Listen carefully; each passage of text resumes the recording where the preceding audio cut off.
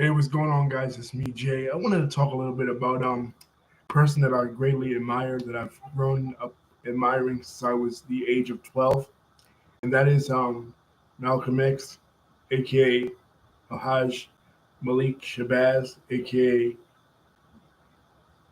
Owen Wally, which is his Yoruba name. I want to talk a little bit about what he means to me and what he means, and a little bit of his history and his biography. Malcolm X was born Malcolm Little in Omaha, Nebraska in 1925 to Earl and Louise Little. Earl and Louise Little, they had a very interesting um, early upbringing for him. He was one of several siblings, but his family was Garveyites, and what the Garveyite movement was it was an early form of black nationalism.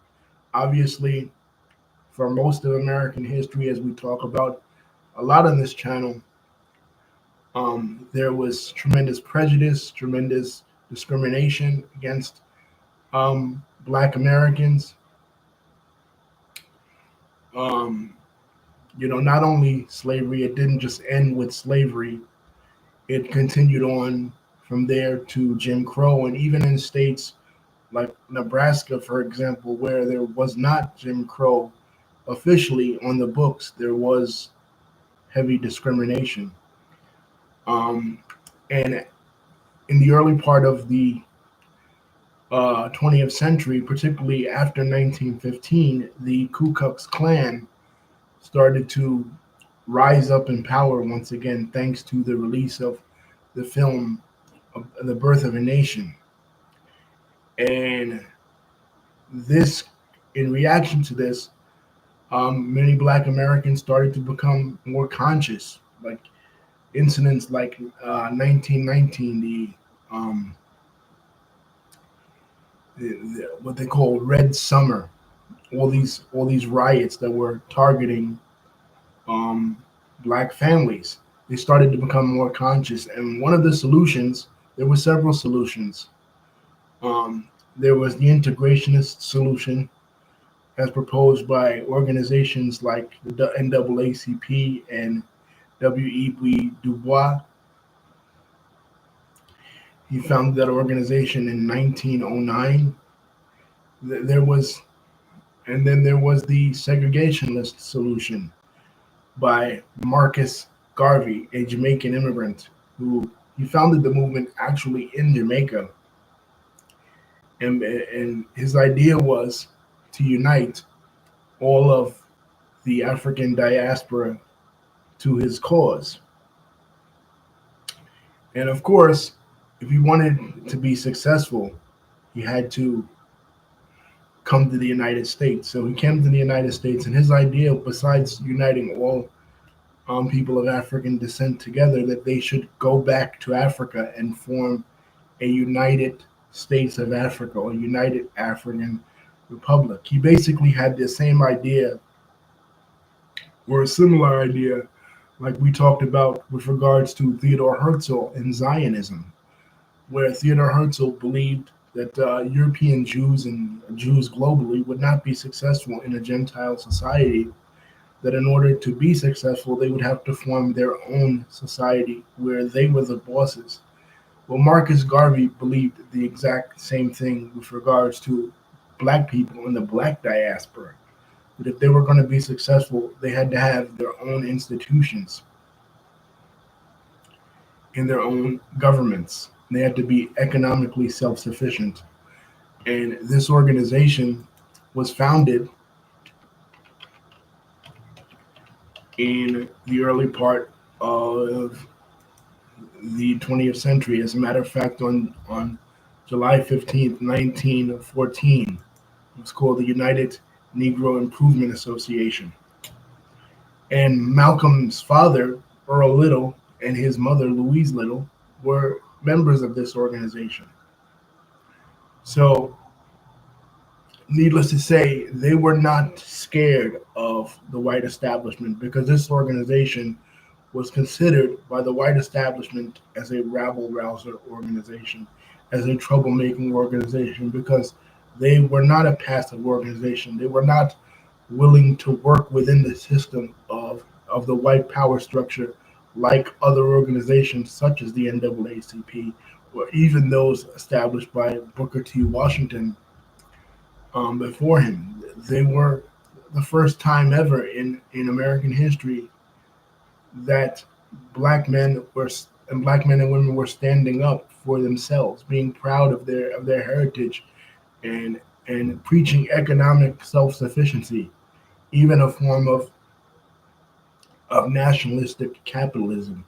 Now, being as they were a separatist organization, some white separatist organizations were in agreement with them, particularly the Klan. But like I said, this was a heavily nationalistic time period for both white and black Americans, and really all around the world. Because this is the early 20th century. You know, they founded in 1914.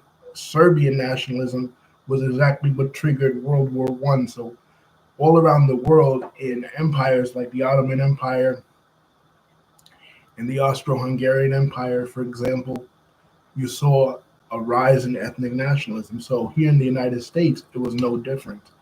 And this was really the UNIA was really a response to the oppression that was going on at the hands of a revived KKK. The KKK for decades had been dead, like since the 1870s.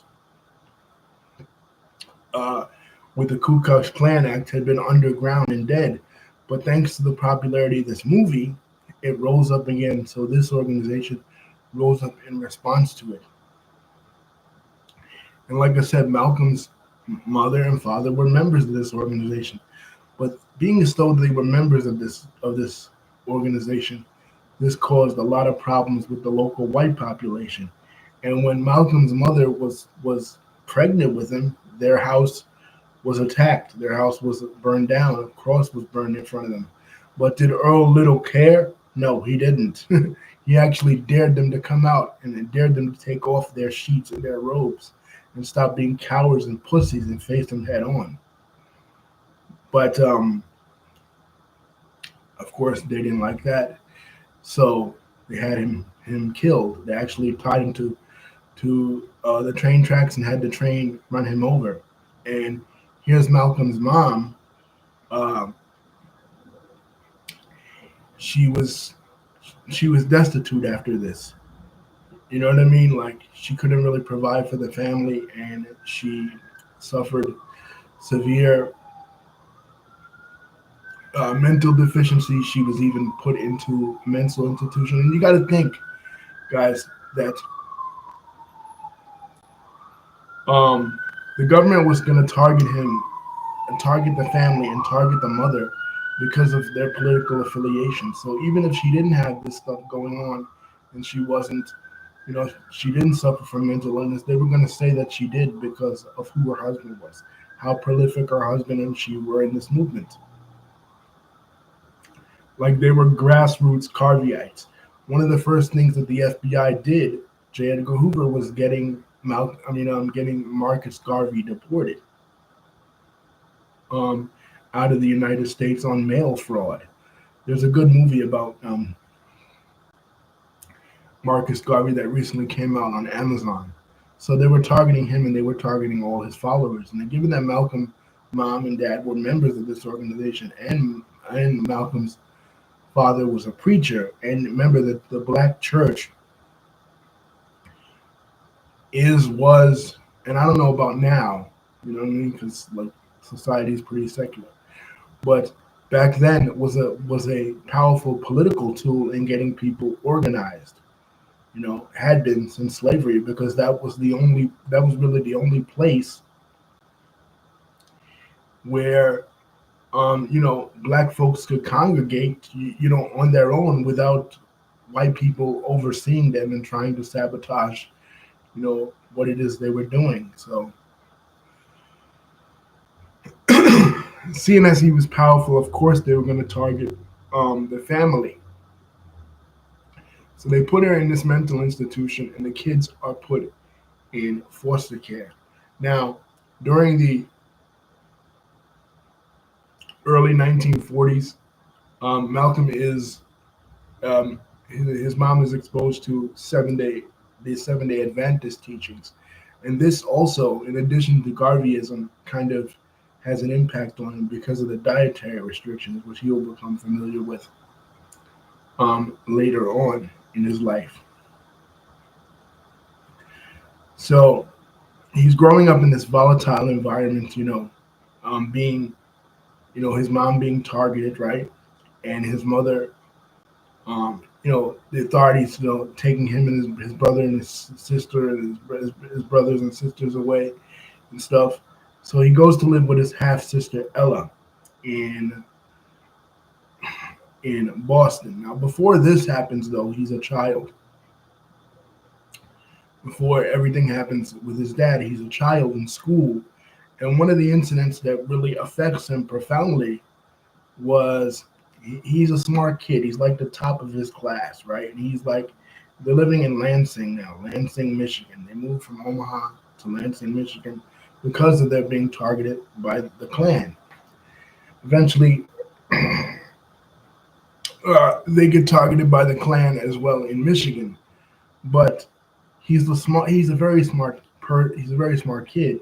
He's the top of his class, and he's like one of the only black students in like this all white class. So the teacher notices that he's intelligent, he's articulate and stuff.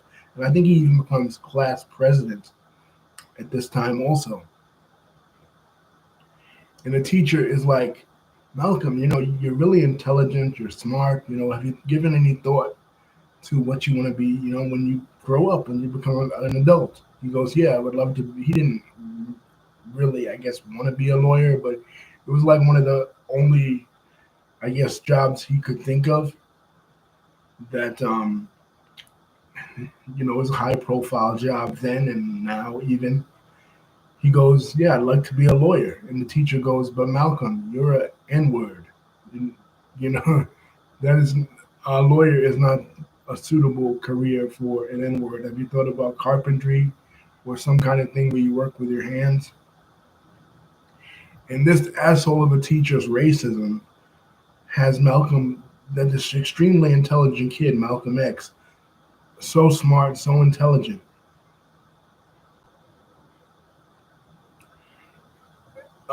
say, fuck school. You know what I mean? Like, no matter how hard I study, no matter how good I try to be, it's never going to be good enough because society is always going to look at me, this black man, this black kid, and I'm not going to have the opportunities that my white counterparts are going to have. So after the incident happens with his mom, he basically, abandons any academic ambition.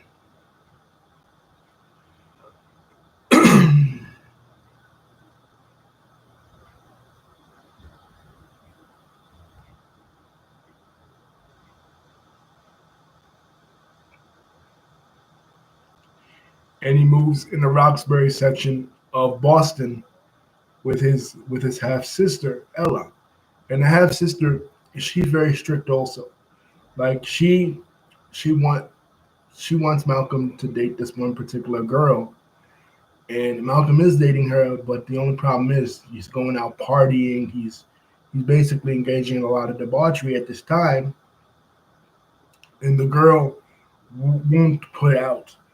She won't have sex with him, but the white girls would. You know what I mean? The white girls that, uh, they kind of consider it a way that they're rebelling against their social norms by going out with black dudes and, engaging in this kind of criminality with black dudes, right? So he's already given himself to a life of crime. He's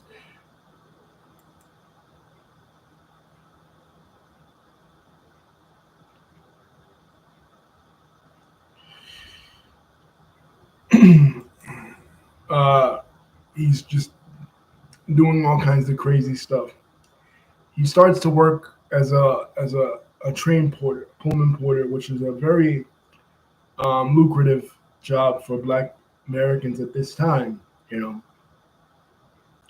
the first um, Black American labor movement that A. Philip Randolph puts together not so long after this occurs with the Pullman Porter strike.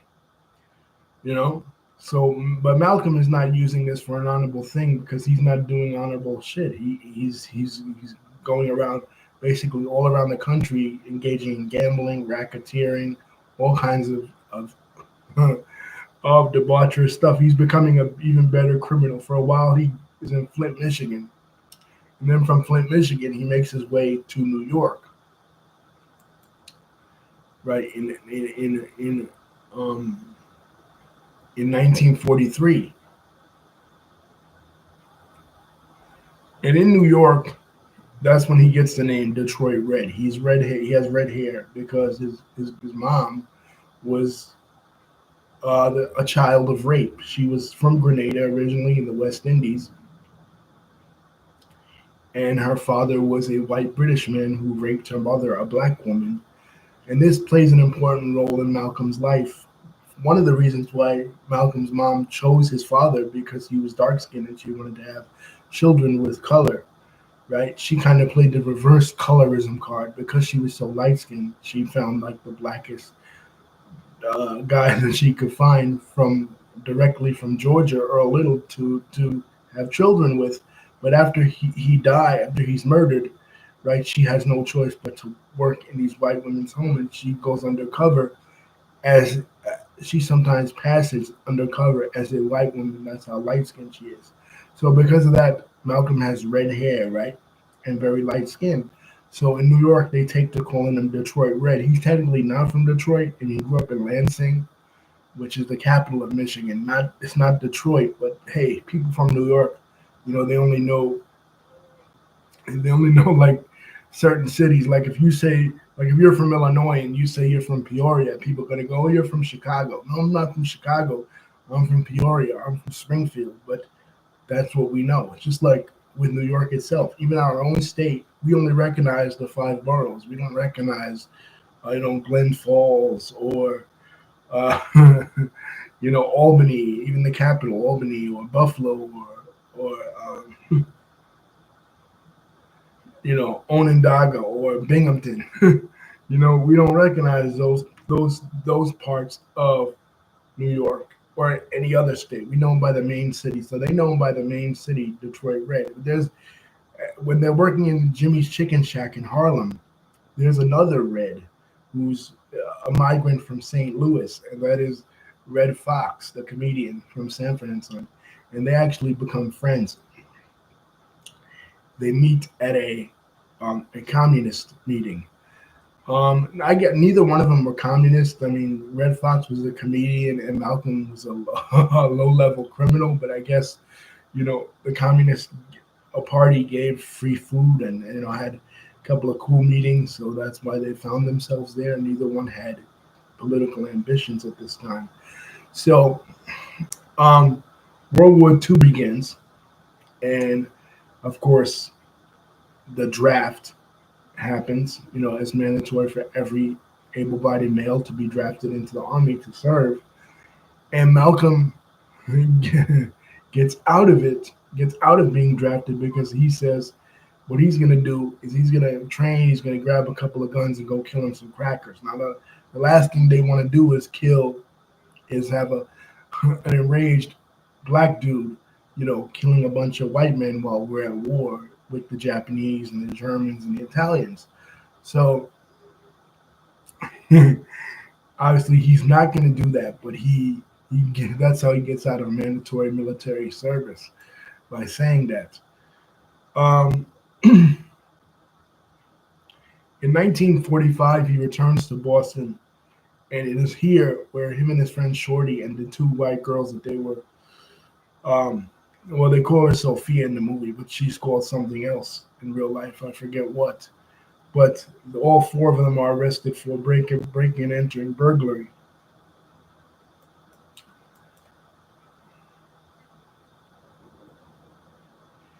And this is where he ends up in jail until 1952. And it is in prison that he undergoes life change because it is in prison via his brother Filbert that he comes into contact with the teachings of the Honorable Elijah Muhammad. Now, who is the Honorable Elijah Muhammad? The Honorable Elijah Muhammad is the, at that time, in the 1940s and 50s, the leader of the Nation of Islam. He is among followers of the Nation of Islam. He is considered the prophet of the Nation of Islam. In a similar way that the original Muhammad, the founder of the original religion of Islam, the Orthodox Islam, is considered the prophet of that religion. His name was originally Elijah Poole, right? But he comes into contact with a man named W.D. Fard Muhammad, who he determines, or hear him tell it. There are different versions, you know. I don't really want to get into it, but basically, Elijah comes to conclude, some say through Fard Muhammad himself, that Fard Muhammad, or W.D. Fard Muhammad, or Master Fard Muhammad, is the incarnation of Allah, Allah in the person of. And Elijah Poole joins this organization. He then changes his name to Elijah Muhammad. And after W.D. Fard's disappearance, Elijah Muhammad becomes the leader of the Nation of Islam. The Nation of Islam was founded on July 4th, 1930, in Black Bottom,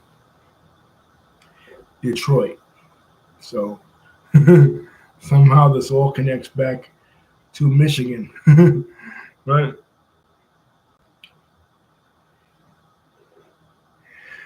So his brother says, you know, you want to get out of jail fast. First, he meets this guy named John Embry in prison. Now, the guy, John Embry, is not a Muslim, but the brother, you know, teaches him about the Nation of Islam, teaches him about what the Nation of Islam is about, gets him to stop doing drugs, gets him to clean his act up.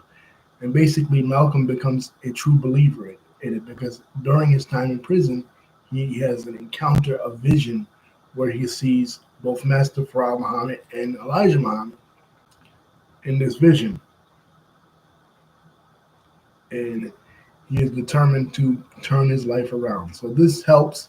And in 1952, he gets out of prison, right? But before that, in 1950, he's already put on the government watch list by the president at that time, Harry Truman, for being a communist because he wrote several letters uh, protesting the U.S. involvement in the war in Korea. You know, because as he becomes a Muslim, he, of course, becomes pacifist. The belief in nonviolence, not nonviolence per se, like not nonviolence against enemies, but it is against the Nation of Islam's teachings to serve in the United States military because they believe that doesn't serve their agenda in establishing a black nation because that becomes their goal. Much like the UNIA, the goal of the Nation of Islam is to establish a separate black nation on the continent of North America, differently than Marcus Garvey, who wanted to return to Africa.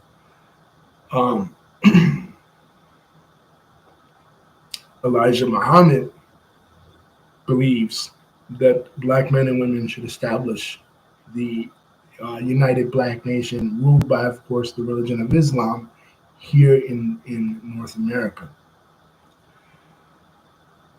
You know, that's part of what the Muslims want program.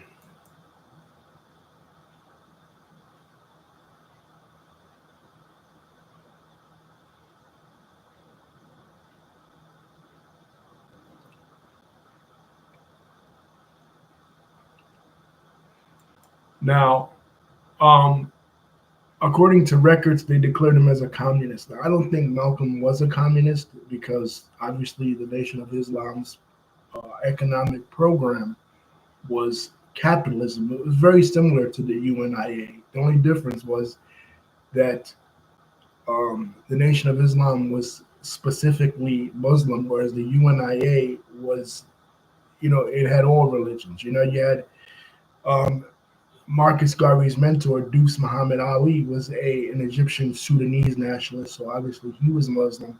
But you had Arnold Josiah Ford, he was a black Hebrew. You had Marcus Garvey himself, that was mostly Christian. You know what I mean? It had one God, one aim, one destiny. It was more racial than it was religious. The Nation of Islam was racial and political, but also was religious. Like if you join the Nation of Islam, you automatically you wrote like Malcolm did in 1948. He wrote to Elijah Muhammad, and he got his ex. They renounced their slave names and they got an ex, but they became a Muslim. It didn't matter with the UNIA what religion you were. That was not the aim of the organization. It was not an explicitly religious organization. But as far as its economic model, it copied the economic model of the UNIA and other quasi-Islamic or quasi-African American or Black Islamic organizations, such as the Moorish Science Temple, which was established in Newark, New Jersey in 1914 by another mysterious person by the name of Noble Drew Ali. Some say that both Elijah Muhammad and W. Fard Muhammad were members of the Moorish Science Temple. Some say that Master Fard Muhammad went under the name of David Ford L. in the Moorish Science Temple, and Elijah, had other names that he was involved with. There were a lot of movements, coalescing around this same time. Even the Ahmadiyya movement. The Ahmadiyya movement was a movement started in the 1800s in India by a man named Mirza Ghulam Ahmad, that movement is considered a heretical movement by Orthodox Muslims as well, because just like the Nation of Islam and the Moorish Science Temple, that movement declares that there is a prophet after Muhammad ibn Abdullah, which all Muslims, Sunni and Shia and Sufi, will consider that heretical, because one of the tenets of Islam is that the Prophet Muhammad is the Khutam al-Nabiyyin, al-Nabiyun, which is basically the seal of the prophet. There's no other prophet after him, and anybody else declaring themselves to be a prophet anywhere in the world is a fake. You know what I mean? So that cancels out the Baha'i movement, a movement in Persia that started in the 19th century. That cancels out the Ahmadiyya movement, and that cancels out the Nation of Islam and the Moorish Science Temple of America. But the Ahmadiyya movement was influential because they started off as like a counter missionary movement, because Britain was ruling in India at the time. It was the time of the British Raj, and missionaries were coming after Indian Muslims trying to convert them. So the Ahmadiyya started off as a counter missionary movement. So they decided to reverse course, and they went to the West to try to preach to Westerners, to try to convert them to Islam in the same way that the Western Christian missionaries tried to convert the Indian Muslims to Christianity. But when they came to America, they didn't really have success with white Americans, right? But they had a lot of success with Black Americans. So the Ahmadiyya movement basically became very influential in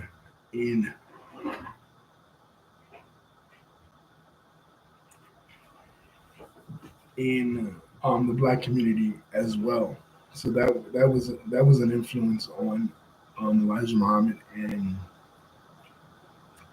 also Malcolm X. So he gets out of jail in 1952. He visits the Elijah Muhammad's temple in Temple Number 2 in Chicago. Quickly, Temple Number 2 becomes uh, the second headquarters, if you will, of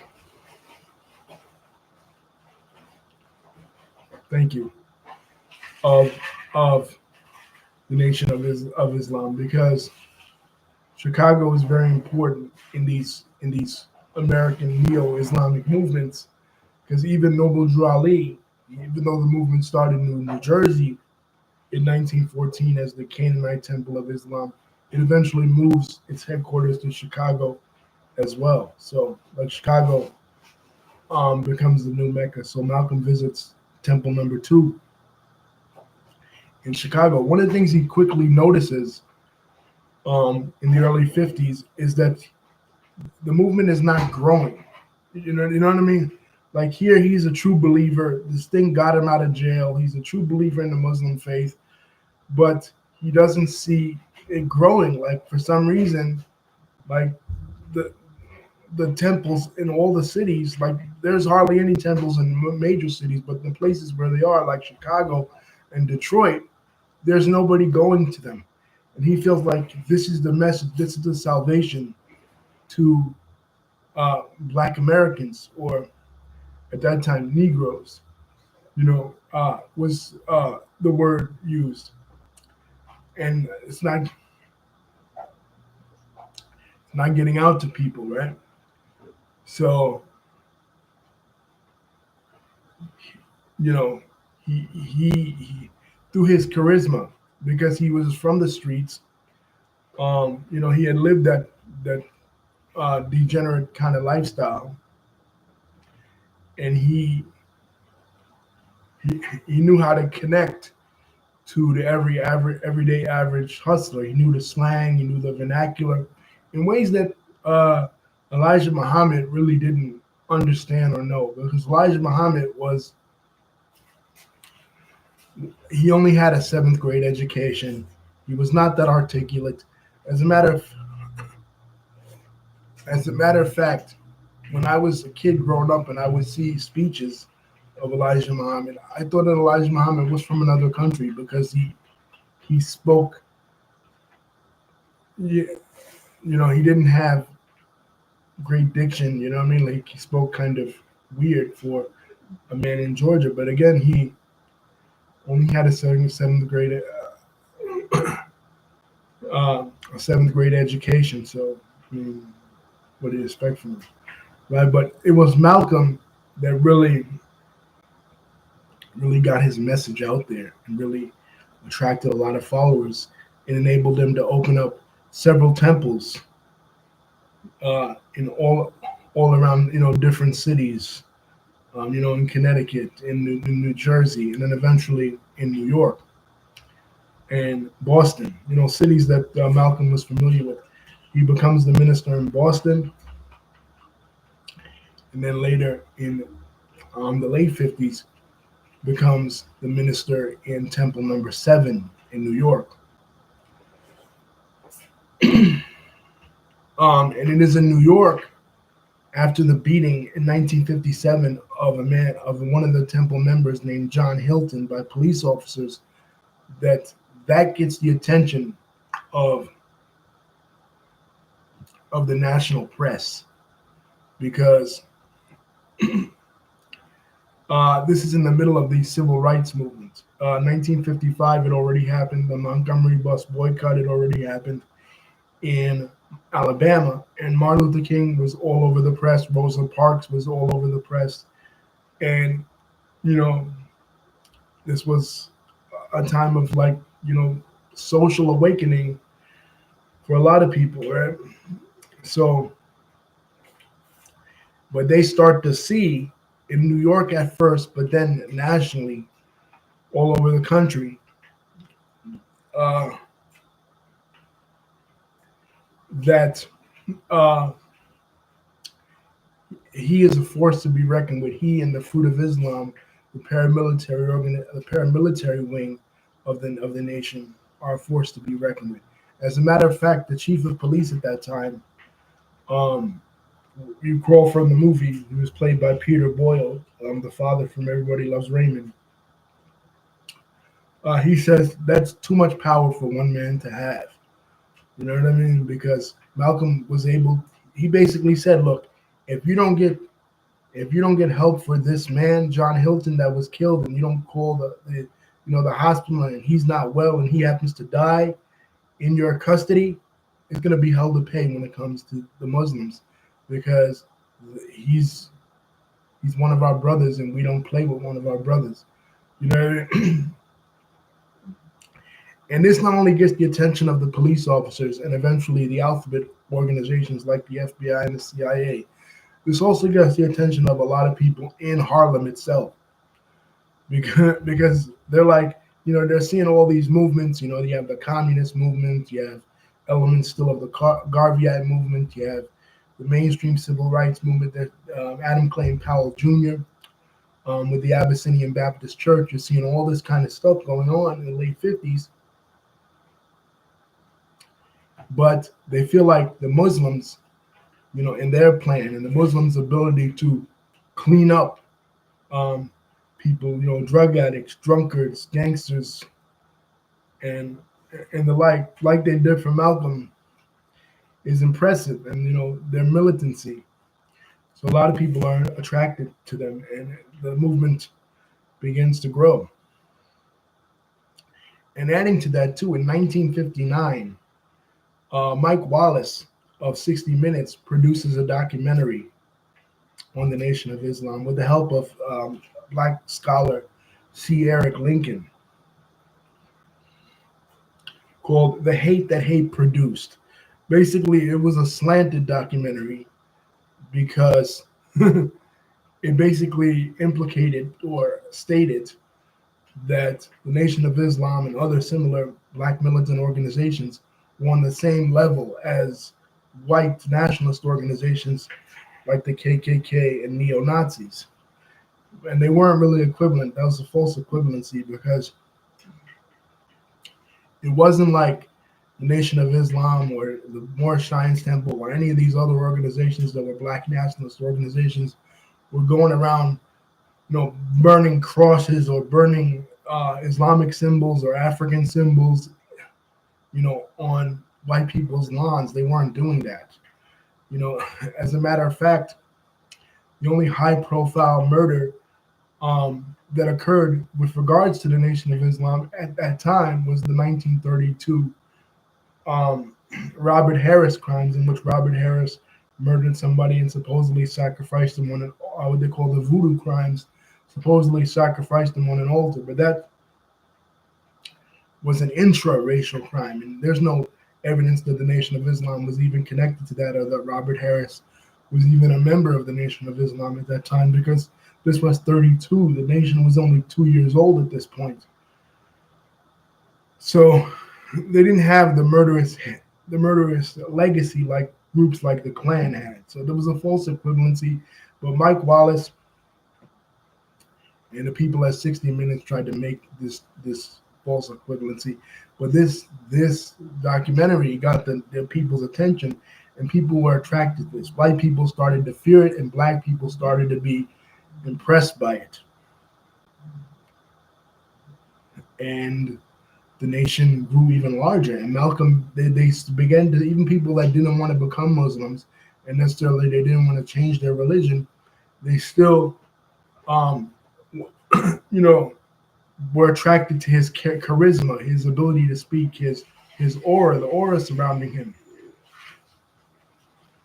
right? And his unflinching strength. Because a lot of these other leaders, including Martin Luther King, they would kowtow to white support. They would depend on white support. The NAACP was very similar. They would depend on white support, white patronage, not the Nation of Islam. The Nation of Islam depended completely and 100% on the support and money and funds of only the black community, and the Black community only. So they were the only grassroots black organization at that time.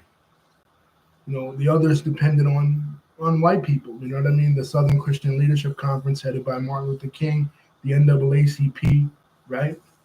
They all depended on white support. The Nation of Islam did not. They were independently self-sufficient.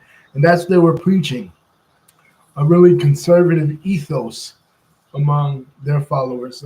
Pull yourself up by your bootstraps, a personal responsibility. And they were doing impressive things. They were taking former drug addicts, former, like I said, drunkards, former reprobates, and making them into model citizens, cleaning them up, giving them haircuts, shaving them, putting the men in suits, putting the women in dresses, right? And amazing discipline, even among the prison population, like Malcolm, you know, first became acquainted with Islam. In 1955, he marries Betty Saunders, aka Betty Shabazz, and this was very shocking to the people at Temple Number 7 because Malcolm was very career oriented, and plus he had a lot of distrust for women. Like he wasn't really interested in marriage, But of course, as Muslims, you have to get married. That's an important part of Islam. You know what I mean? Family. You know what I mean? So he had to get married. So eventually, Betty won him over. She was a nurse, and her family was initially against her joining the Nation of Islam as well. But when they get married in 1955, they would have several girls. I think like 5 or 6 girls, daughters.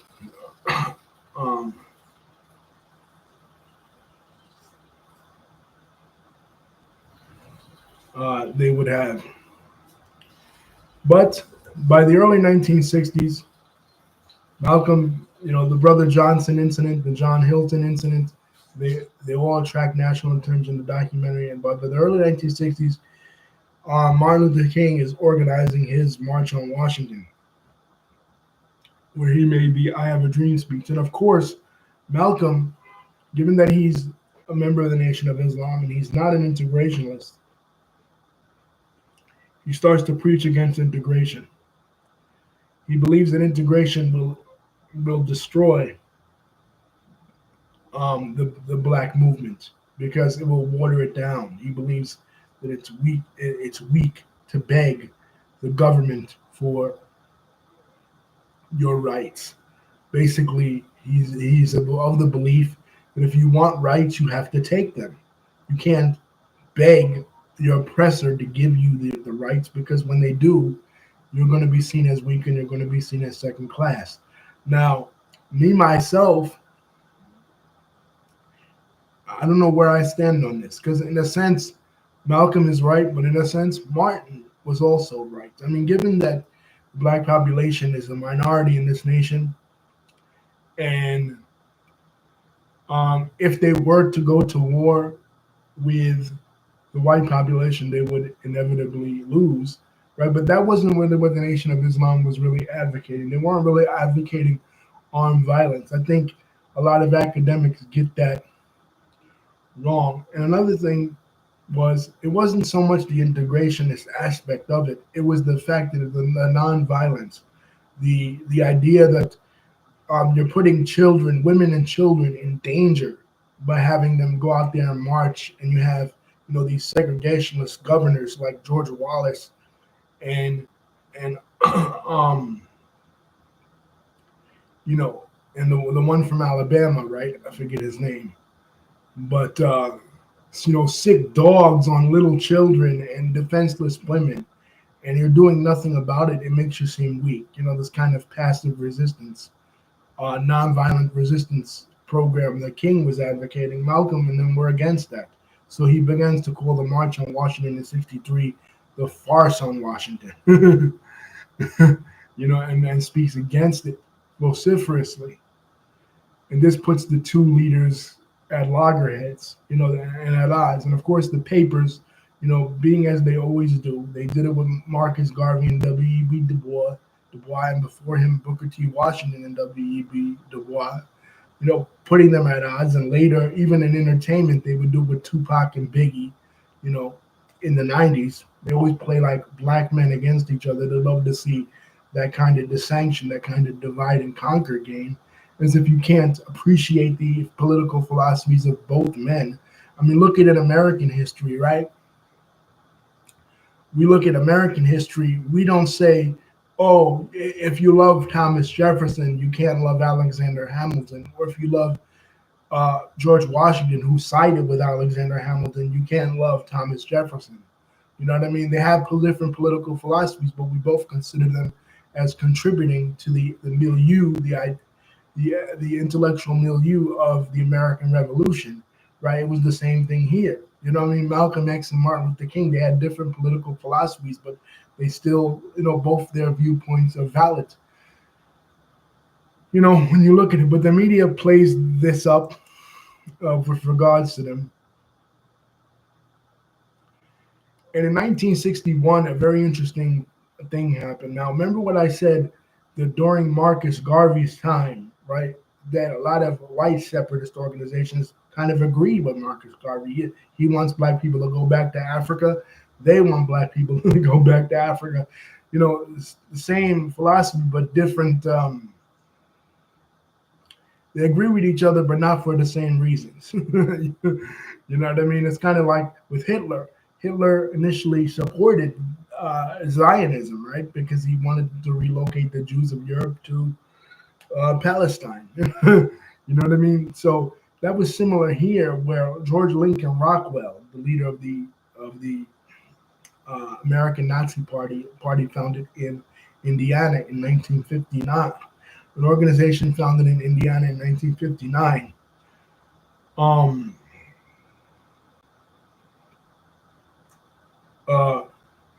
Actually meets with the leaders of the Black Muslim movement, and actually one of their Savior's Day, which is their celebration, the birthday of Master Farad Muhammad,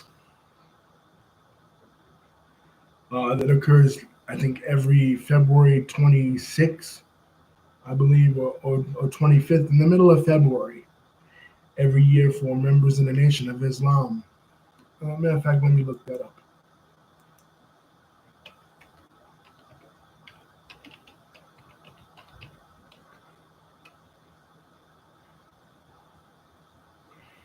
Yeah, February. David says he saw the movie. February 26th. So they're actually meeting with white separatists because they have the same aims, just different objectives. So that was pretty interesting. But Malcolm disagrees with that. He goes along with it, but he disagrees with that of the Nation of Islam, because he kind of, as he became more politically conscious, he became conscious of the political movements that were going on in Africa at the time and in Asia at the time of Pan-Africanism, as preached by the likes of Kwame Nkrumah of Ghana, who achieves independence, becoming the first Black African nation in 1957. To achieve independence, the likes of Jomo Kenyatta, who's the leader in Kenya, and Julius Nyerere, the leader in Tanzania, other Black African nations. He begins to distance himself, not practically, not really, but kind of distance himself, at least intellectually, from what the Nation of Islam is talking about. Because one of the biggest problems he had with the Nation of Islam was inaction. You know what I mean? Like, they're a religious movement primarily, so they believe that Allah will save them. You know what I mean? That Allah will eventually destroy their enemies, the Caucasian race, or the children of Yaqub. It goes into a whole mythology that the Nation of Islam believes that scientists a big-headed scientist by the name of Yakub created the Caucasian race through eugenics by separating the black seed from the brown seed and the brown seed from the yellow seed and the yellow seed from inevitably the white seed, right? But they believe that since Allah decreed that they will rule for 6,000 years, that it would inevitably be God to destroy the white man, that they wouldn't have to do anything, that the whites would, Allah would destroy the whites. But Malcolm really doesn't believe that necessarily. He believes in direct action. He's starting to be influenced by other thinkers that are more secular. And he also doesn't really jive with this whole coming together or meeting of the minds with white supremacists. He kind of disagrees with that as well. But he can't really say anything because it's a religious organization. It's kind of, top-down authority. You can't really say anything because if you do, you'll be excommunicated or kicked out. So he just kind of keeps his mouth shut. But he's beginning to be influenced by other thinkers, globally, other than just Elijah Muhammad.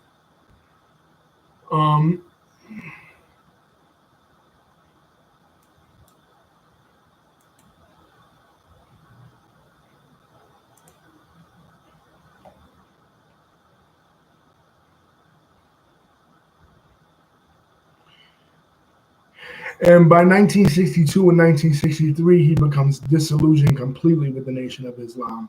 Especially, already he's distancing himself from the political and spiritual beliefs of the Nation of Islam. Because in addition to the political beliefs, he begins to see that, yeah, they were, David. He begins to see that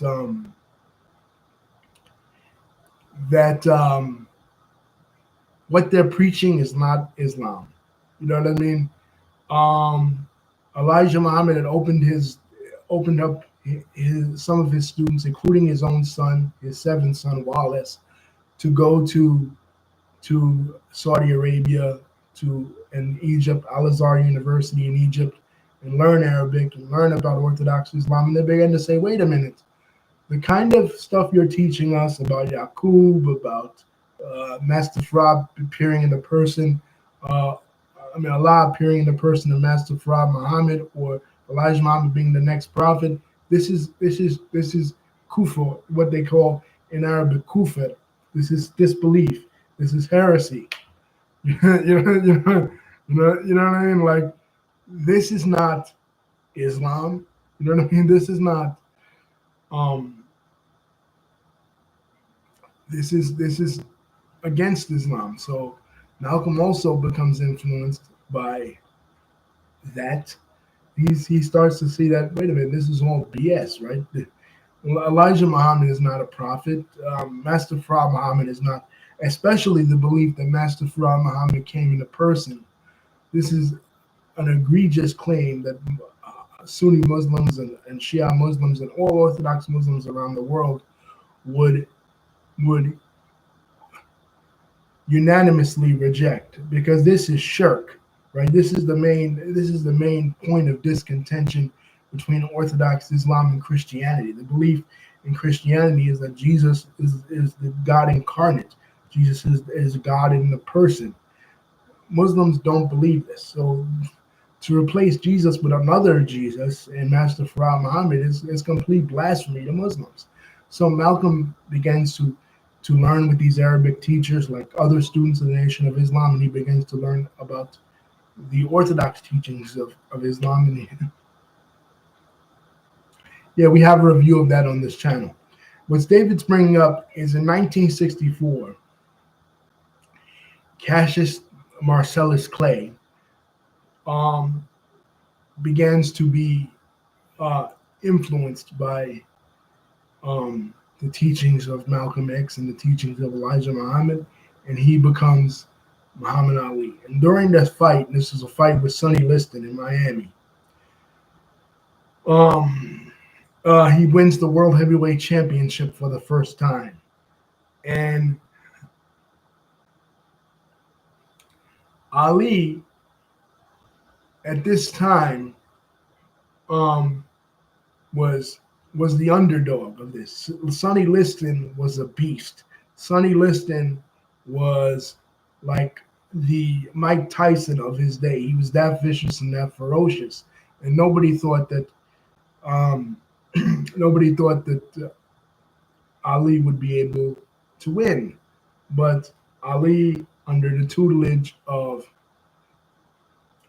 Malcolm X, with Malcolm X in attendance that night in Miami, despite Sonny Liston trying to blind Ali during the fight, because Sonny Liston had mafia ties, Sonny Liston had mafia backing going into the fight.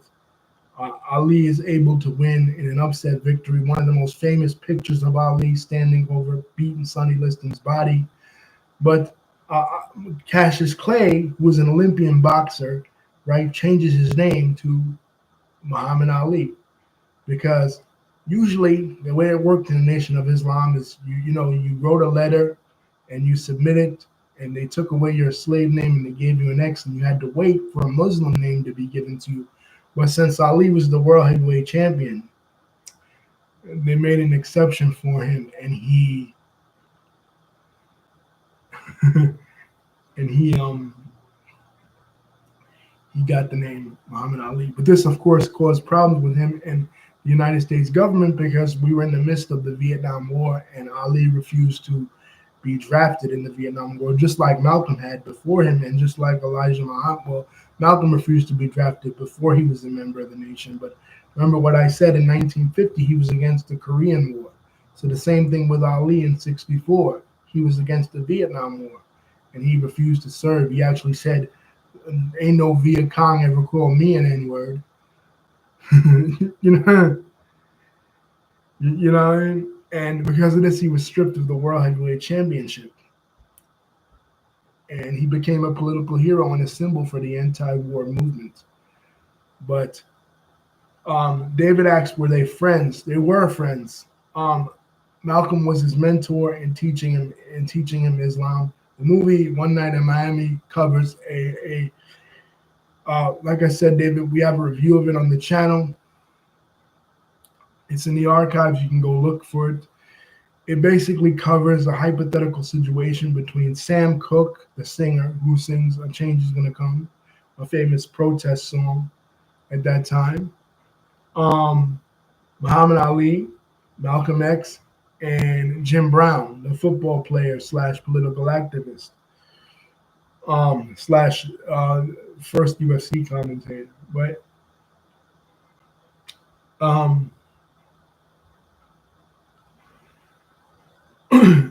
but yeah, and because Sam Cooke, they say, was interested in the Nation of Islam as well, and this was the night of Cassius Clay's conversion.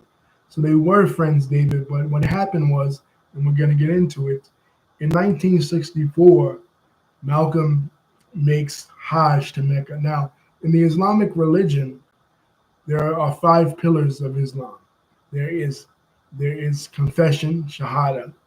The person has to say La ilaha illallah Muhammad Rasulullah, which basically means there is no other God but God, and Muhammad is the messenger of God in Arabic, right? Then there is prayer, where the person has to pray 5 times a day. Then there is fasting.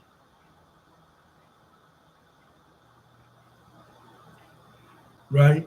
And they have to fast every month of Ramadan, which is the month that the Quran was revealed to Muhammad, right? According to Muslim belief. And then they have to give zakat, which is like basically the same thing like in the Christian religion, tithing.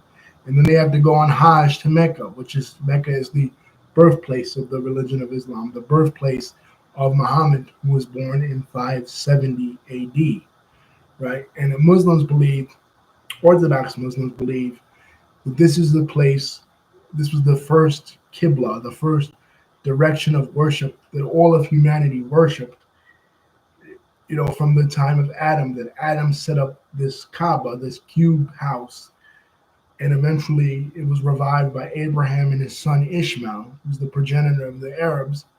And then eventually it fell into pagan hands the tribe of the Quraysh, which is the chief tribe in northern Arabia, the Hijaz, region, and it took Muhammad to rescue the sanctity of this shrine, to fight a jihad against the pagan tribes of Arabia, to rescue it back. So basically, this was the first direction of prayer, and Muslims believe that the second direction of prayer was Jerusalem. But it only, according to Muslims, it only became Jerusalem because the Qibla was occupied by worshippers of the pagan shrine. So after it was cleansed, after it was taken over, right in the mid 600s, this this became an obligation that all Muslims must perform the Hajj. The Hajj existed before that, but it took on new Islamic significance with Muhammad's victories in Arabia. So Malcolm in 1964 does this. And when he does this, he notices that there are Muslims of other races. You know, white people, uh, Asians from Indonesia and Malaysia and Vietnam and Cambodia, and white people from Albania and Bosnia and Central Asia, right? Turkmenistan, Uzbekistan, Kazakhstan, Kyrgyzstan, all these other parts of the Muslim world, you know, people whose skin is the blondest of blonde, and people who are basically so dark skinned, like the Sudanese, for example, the Senegalese, or Nigerian Muslims, or Ethiopian Muslims, or Somalis, all kinds of people from all over the world, the Ummah. That how can this be true? What Elijah Muhammad is saying, that white people are devils, right? Now, this is kind of misconstrued in a way, because if you read the book called Message to the Black Man, it is published by Elijah Muhammad, I think, like in 1960. I know Elijah Muhammad himself um, went on Hajj in the early 60s. So it's it's inconceivable that he would go on Hajj and he would see these Muslims from all over the world, and he wouldn't notice himself that there were Muslims from every part of the world, right? Every skin tone, every part of the world. Even some Arabs, you know, appear white. Look at Sami Zayn, for example. Fans of WWE would know this. He's a Syrian Muslim, and he appears white. You know, he appears like a white guy, right? He looks white. So even some Arabs, you know, appear Caucasian, right? Elijah Muhammad had to see that going to Mecca himself. So in his book, Message to the Black Man, he talks about uh, the fact that there are Caucasian Muslims, right? Even in the Hadith itself, which is the Hadith, Islamic scripture is divided in three, basically. You have the Quran, which is God speaking to Muhammad, or speaking through Muhammad being a conduit. But Muslims believe that this is God's word, the Quran. And then you have the Hadith, which are Muhammad's sayings and doings. And then you have the Siratul Nabi, the biography of Muhammad. But in the Hadith, it says that even Muhammad is light skinned and he is white, right? So um, Elijah Muhammad had to know this. You know what I mean? Because, like I said, he himself went on Hajj, so he had to know that there were, you know, white Muslims. And he wrote in this book that there were, you know, white Muslims. He calls them Muslim in the lessons. The lessons are the 120 lessons, or what they call the supreme wisdom lessons. Among members of the Nation of Islam, there are a couple of writings that are considered sacred. Obviously, the Quran, right? Just like all other Muslims, the Quran, the Bible to some extent, um, and the Message to the Black Man, and also the supreme wisdom lessons, especially among ministers of the Nation of Islam, which Malcolm X was one of them. And in the 120, which is a series of question and answers, W.D. Farrar or W.F. Farrar is asking Elijah Muhammad these questions, and Elijah's answering them. They said, who are the one of the degrees is who are the Muslim sons, right? And the Muslim sons are the righteous Caucasians, um, the righteous or the civilized among the Caucasian race. It even says that Musa came to civilize. Musa was half original. Musa is the Arabic name for Moses. He came to civilize the Caucasians. So they know that there is Muslim sons. They know that there are white Muslims, right? But the argument is made, and it's not really fleshed out in the movie or in the autobiography of Malcolm X with Alex Haley, but the argument is made that yes, these are Muslims by faith, but that the black man, the original man, or the Asiat, what they call in the knowledge degree of the one, the knowledge degree of the 1 to 36, is that the original man, the Asiatic black man, is the maker, owner, cream of the planet Earth, mother of civilization, God of the universe, and his nature, the original nature of the original man is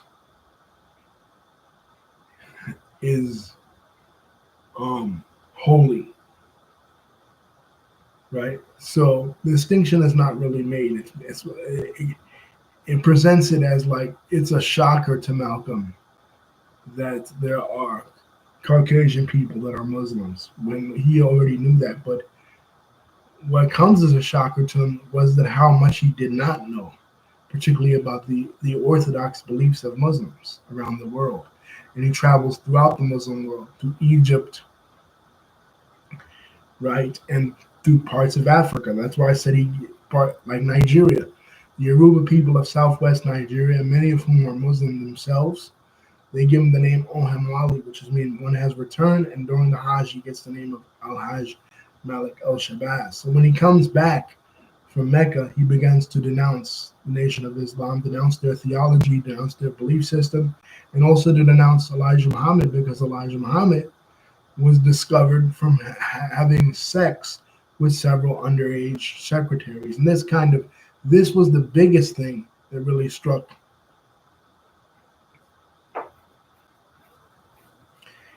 at Malcolm, the hypocrisy, because Malcolm was a very austere person. He was a true believer. He truly believed in the teachings of the Nation of Islam. He truly changed his life around for the Nation of Islam. And here, this guy who was teaching him it was a complete hypocrite, and it hurt him to his core. Right? He was a true believer, and he was disappointed. And also, because Malcolm was younger, Malcolm was more charismatic, he became the face to many people of the movement of the Black Muslims of the Nation of Islam. Whereas Elijah felt like he should have been the face because he was the apostle, he was the chosen one by Master Farad Muhammad, not Malcolm X, right? So a lot of ministers became jealous too of Malcolm's rise within the nation. So there was a split between them, and Malcolm, he founds two organizations, Muslim Mosque Incorporated and the Organization for African American Unity. So he basically has two differing philosophies now. He's focusing on Orthodox Islam as well as focusing on Black nationalism, and he's keeping them separate. And in 1964, right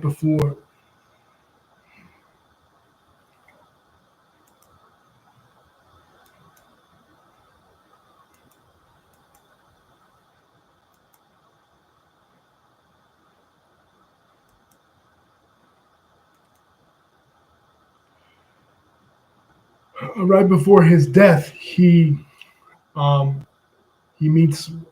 a chance encounter. I think it's March of 65. March of 65. he has a chance encounter with Martin Luther King Jr. And it was during this meeting that these two reconcile, and these two are seen shaking each other's hands. So two rivals coming together was phenomenal. And he agrees to work with other leaders, particularly with Adam Clayton Powell when he gives the Ballot of Bullets speech. He's working within now the mainstream civil rights movement. And of course, this angers the United States government because now they're all going to start working together. Now we're in trouble, right? So he's being targeted thanks to COINTELPRO by the J. Edgar Hoover and the FBI. The Nation of Islam is being targeted, and there's a documentary on Netflix about who killed him, right? And this guy Gene Roberts was his supposed bodyguard, and he was working undercover with the police department in New York City to kill Malcolm because they wanted him dead. You know, they basically wanted him dead, and they knew that they could blame it on the Nation of Islam because of the disagreements, because people in the Nation of Islam, particularly Louis X, the minister in the Boston Temple or the Boston Mosque, because after Elijah Muhammad, himself went back to the Muslim world, the buildings that they congregated in were later, they went from being temples to being mosques. You know what I mean? So the Boston Mosque was speaking out against him because he was speaking out against the messenger. He was speaking out against Elijah Muhammad. So they considered that treasonous. But one thing he says, and they show this in the movie, he says, I know what they're capable of and I know what they're not capable of. And they weren't capable of these kind of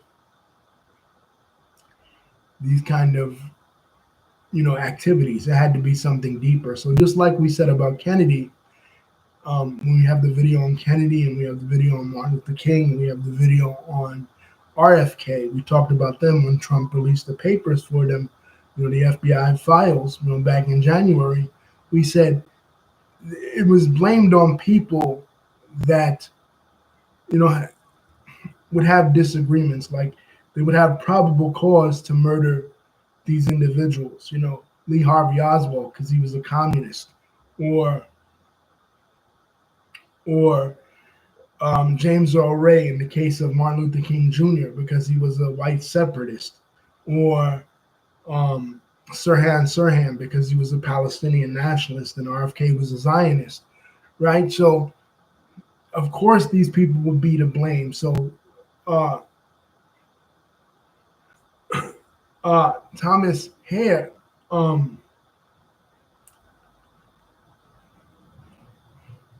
Norman Butler and Thomas Hare would be to blame. These two members of the Newark Mosque would be to blame for Malcolm's assassination in 1965, because of course the FBI would say, of course they're the natural suspects. They're members of the Nation of Islam. They have disagreements with Malcolm because he's speaking out against the leader. So their political position or their opinions and their political positions would put them in a place where they would be the suspect to murder, so nobody would ever suspect the government. They were used as patsies in the same way that Lee Harvey Oswald, Sirhan Sirhan, and James Earl Ray were kind of used. When really it was all the United States government. It wasn't these people, even though these people wouldn't mind seeing them dead, you know what I mean, for various reasons, but they weren't the ones doing it. The United States government was the one pulling the strings. They were just the fall guys. And in Sirhan Sirhan's case, he was actually brainwashed. MK Ultra. We talked about it. But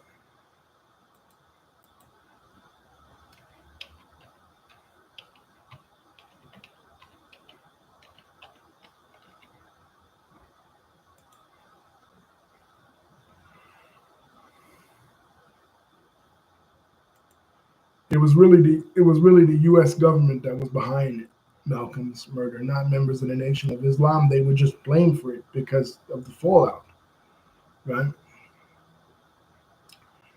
Just like it wasn't James Earl Ray for Martin Luther King, and it wasn't Sirhan Sirhan for RFK, and it wasn't um, Lee Harvey Oswald for JFK. So it was all the United States government behind these murders, all the U.S. government, all a cover up, all conspiracy.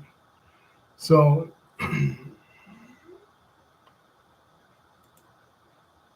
February 21st, 1965, Malcolm X is shot in the Audubon Ballroom right in front of his daughter. Now, and his children, right, as they're watching him make a speech for his new organization, Muslim Mosque Incorporated. Now, what is his legacy? His legacy is that of political resistance to white oppression, militant political resistance. Do I feel like academically he's gotten a bad rap because people perceive him as a hate teacher. People perceive him as a as a racist, right? But as Ossie Davis said in his eulogy, which was recorded in the 1992 Spike Lee movie, did you ever talk to Brother Malcolm? Did you ever see him smile at you? You know, what he represented was resistance. He didn't represent hate. He wasn't hating white people because they were white, right? He was hating them because of what they were doing to his people. Now, was he influenced by, things that happened to him, his circumstances, what they did to his mom, what they did to his father? Yes, he was. You know what I mean? But he was driven to that. You know what I mean? He was driven to that by the circumstances. Any normal man would grow to hate and grow animosity if something like that happened to them. But his life was changed. His life was changed when he went to Mecca because he underwent a spiritual transformation, right?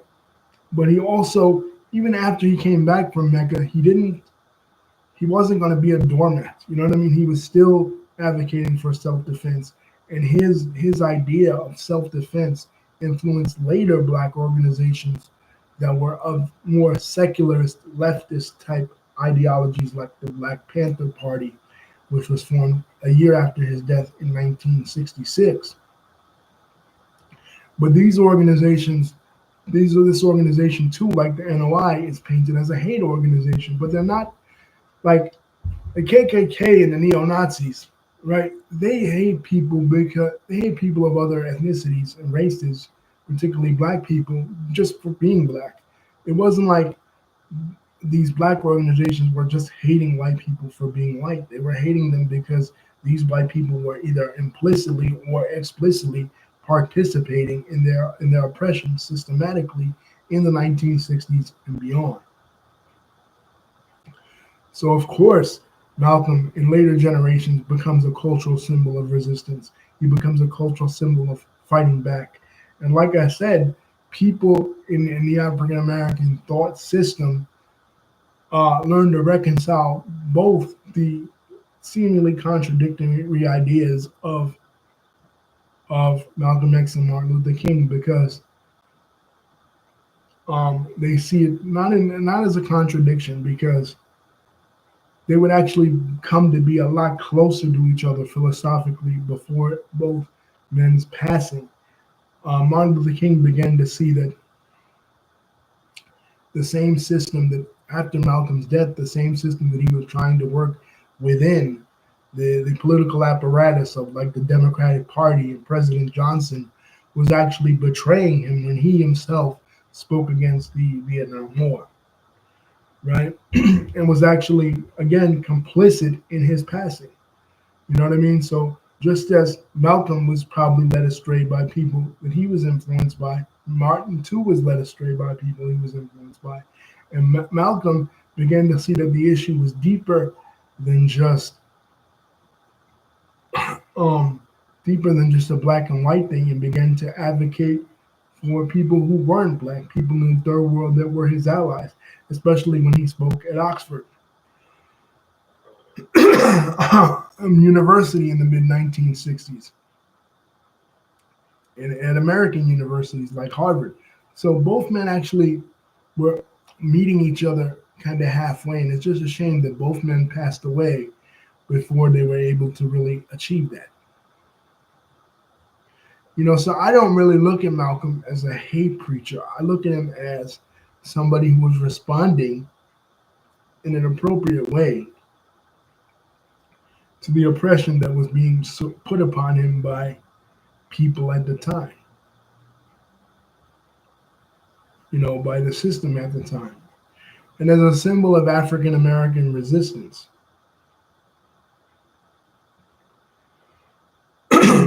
as a symbol of African American pride, Black pride, and like Ossie Davis said, Black manhood. But it was really hip hop music that came about in the early 70s.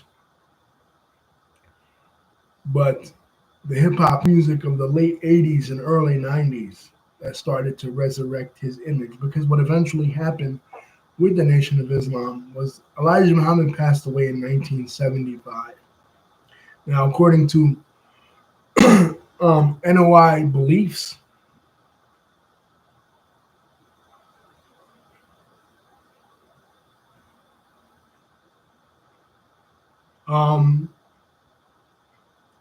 he didn't. He went to be in what they call the mother plane. But as far as historically, he passed away in 1975, and his son Wallace took over, and Wallace began to transform the Nation of Islam into more of an Orthodox Islam. It became the Bilalian movement, and then the movement for Al-Islam in the West, and more of a Dawah or Islamic outreach movement, in line with mainstream Islam, just where the majority of its members happen to be Black. You know what I mean? And this kind of didn't sit well with particularly Louis X, right, who became a member of the Nation of Islam in the 50s under the tutelage of Malcolm X in the Boston Mosque. So what he did was in 1977, he later took over for Malcolm after Malcolm left the nation as the head of Temple Number 7. But in 1977, he left the Nation of Islam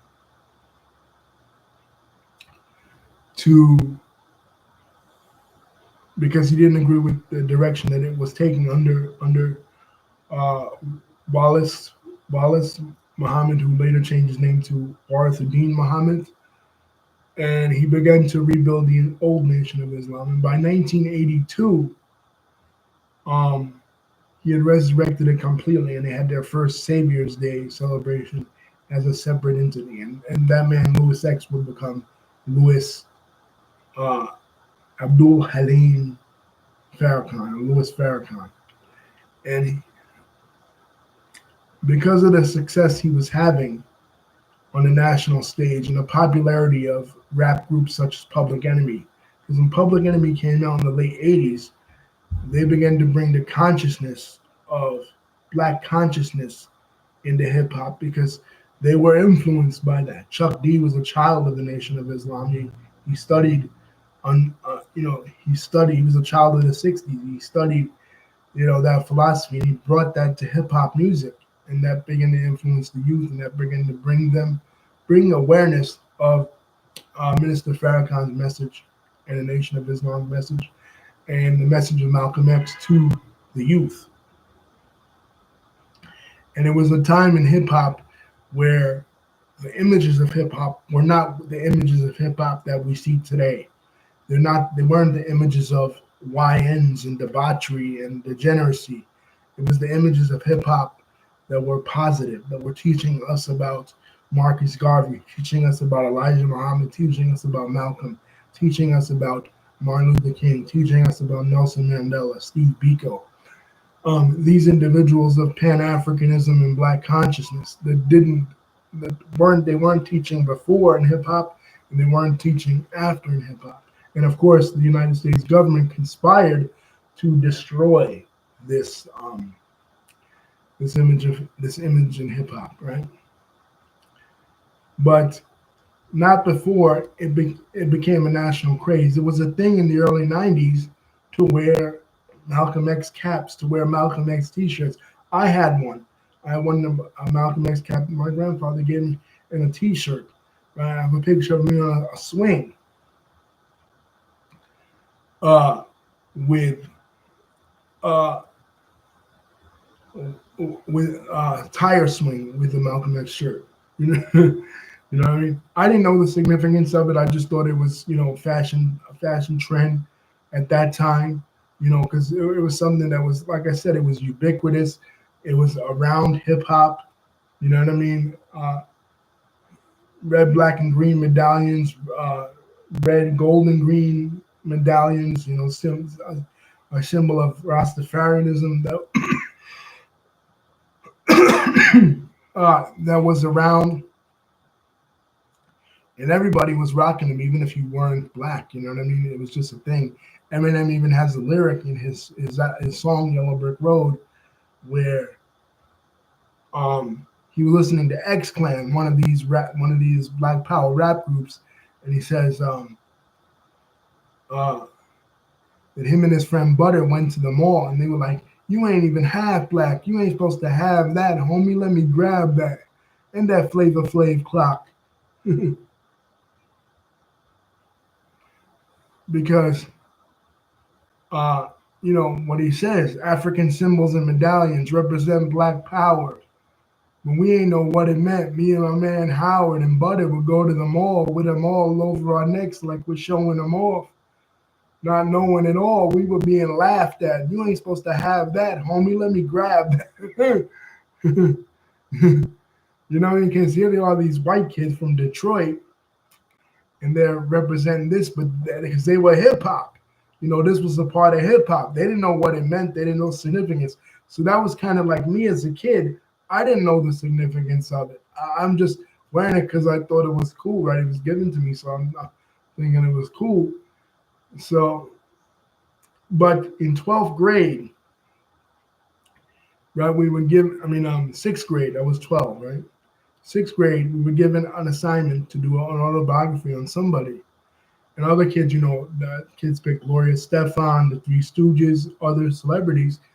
But I happened to pick Malcolm X just randomly because I remembered, my grandfather gave me the hat. He kind of told me a little bit about, Malcolm, that he was this great person. Not really the whole history of it necessarily, but just a little bit of it. So I get the book, right? And it was a little short biography.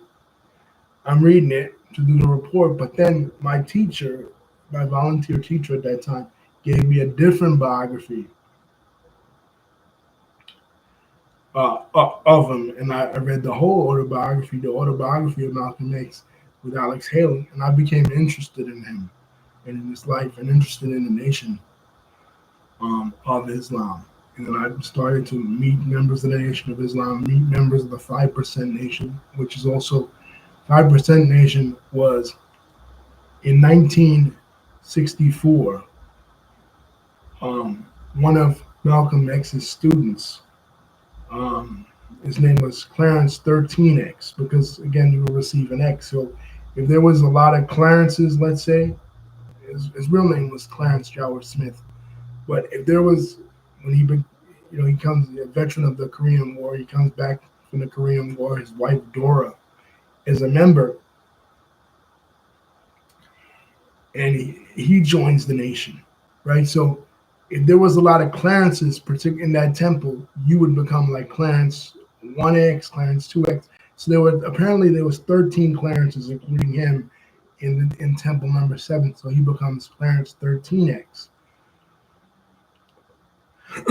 Right, but for whatever reason, and there are different reports as to why he was kicked out by Malcolm, but for whatever reason, he leaves.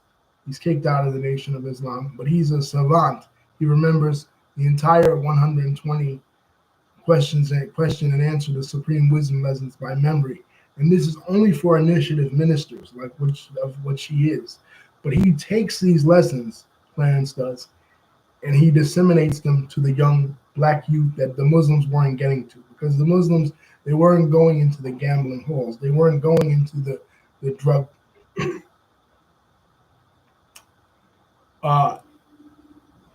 the drug dens in Harlem. They weren't going to the depths uh, of society, right? But Clarence was. Clarence was even more street hip and even more into the youth culture than even Malcolm. So he forms Allah, and he changes his name from Clarence 13X to Allah because he notices, he says, wait a minute. They say that Master Farad Muhammad is Allah in the person, but I'm a black seed, and Master Farad Muhammad, who the lessons say is mixed. He is a white mother, baby G, and a black father, Alfonso. He's even more, right? He's diluted, so he's a yellow seed. So if he's Allah, I'm even more Allah, right?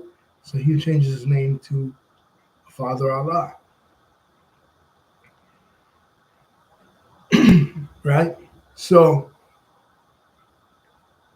the nation has a problem with this because number one, he's going over their heads. He's saying stuff that they consider blasphemous, and he's disseminating their lessons to the uninitiated. But he doesn't care. He forms Allah's 5% because one of the degrees of the 1 to 20 is they break down human population into various degrees. And they break them down into uh, the 85% are the deaf, dumb, and blind, the easily led in the wrong direction, hard to lead in the right direction, the poison animal eaters, right? And then and then they say that 10% of the bloodsuckers are the poor, and 5% are the poor righteous teachers. So they model themselves after that degree, and they become Allah's 5%. And of course, the Nation of Islam has a problem with this, and eventually that leads to conflict. And some speculate that the Nation of Islam murdered this person as well, Father Allah, in 1969. Right?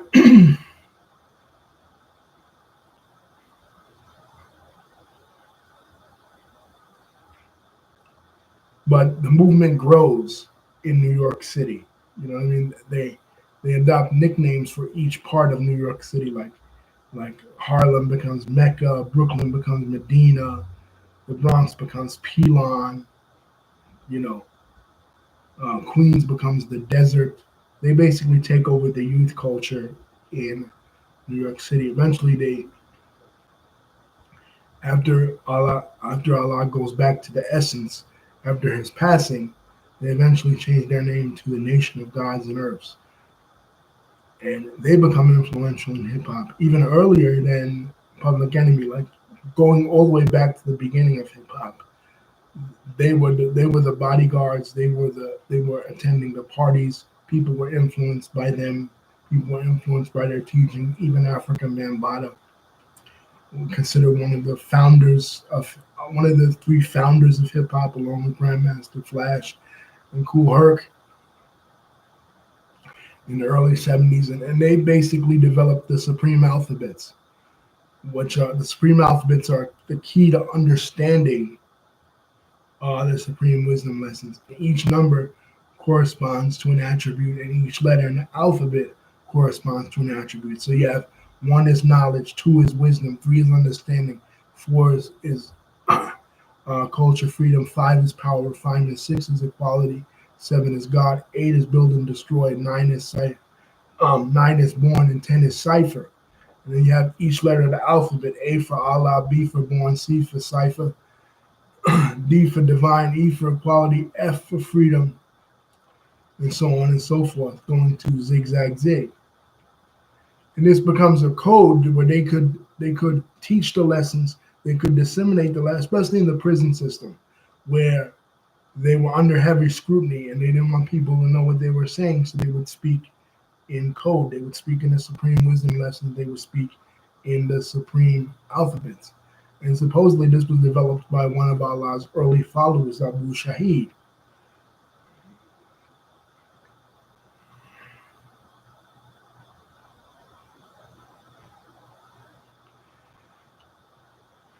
But they develop a school.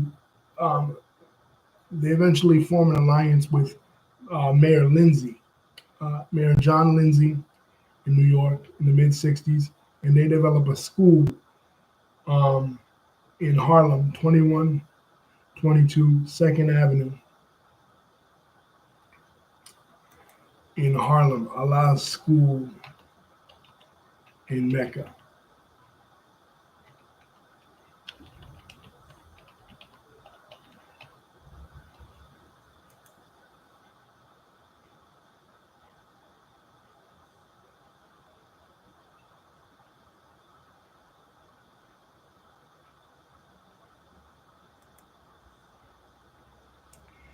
And just like with Louis Farrakhan's Nation of Islam, they have a tremendous influence on hip hop as well in resurrecting the image of Malcolm. So basically, the nation splits into three different legacies. You have the Orthodox. After Elijah Muhammad's death, you have the Orthodox Muslims led by Wallace Fard Muhammad, Wallace D. Muhammad, Wallace Dodd, Elijah's son. You have the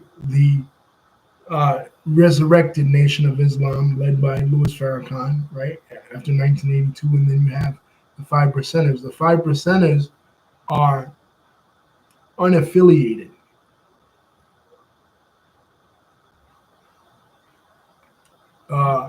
With anything, and they don't consider themselves Muslims. They consider themselves above Muslims as members of the nation of gods and earth. Now, how this ties into Malcolm's legacy is that it becomes part of the Harlem Islamic culture, basically. Because the Five Percenters live Islam as a culture, not as a religion. They don't read the Quran, they don't read the Hadith, they don't read the Sirah, they don't read any of that stuff. You know what I mean? Like, they read the 120 lessons and they build and they build upon the legacy of the 120 lessons in their ciphers or their group discussions. They don't focus on the religion of Islam. They don't focus on the dogmatism. Now, there have been some Five Percenters that do delve into that and do get deeper into that, like learning Arabic, learning the Salats, learning all that stuff. But generally, no. Generally, they don't delve into that. And some say that Malcolm would have drifted away from the Nation of Islam and going to that, going in that direction as like a Nation of Islam freelancer, right? But there's no proof of that because that movement really didn't become underway until like the mid 1960s, and Malcolm was already passed away. And with Allah, with the Father, he was more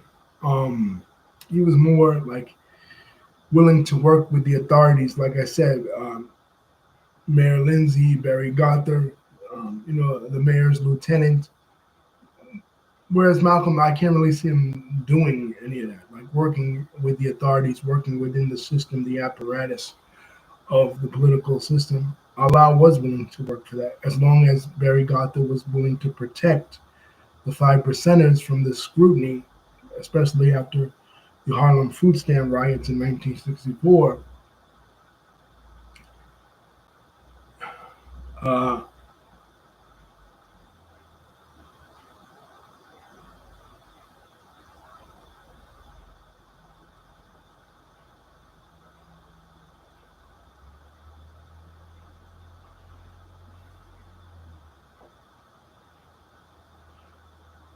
He was willing to work with them. The Nation of Islam again would reach national prominence in 1995 with the Million Man March.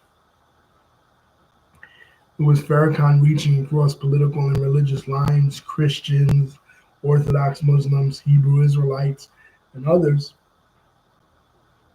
Pan-Africanists, Republicans, Democrats, a whole bunch of people.